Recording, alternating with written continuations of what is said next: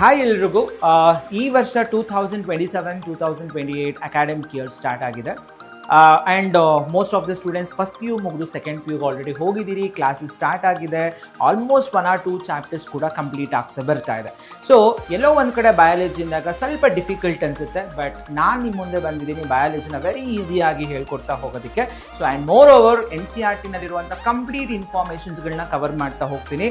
That is with the presentations, power point ಪ್ರೆಸೆಂಟೇಷನ್ಸ್ಗಳ ಮೂಲಕ and each and every ಡಯಾಗ್ರಾಮ್ಸ್ಗಳನ್ನ ನಿಮ್ಮ ಮುಂದೆ ಎಕ್ಸ್ಪೋಸ್ ಮಾಡ್ತಾ ಹೋಗ್ತೀನಿ. ಆ್ಯಂಡ್ ಆ ಡಯಾಗ್ರಾಮ್ಸ್ಗಳಲ್ಲಿ ಬರುವಂಥ ಇನ್ಫಾರ್ಮೇಷನ್ಸ್ಗಳನ್ನೆಲ್ಲ ನಿಮ್ಮ ಮುಂದೆ ಕೊಡ್ತಾ ಹೋಗ್ತೀನಿ.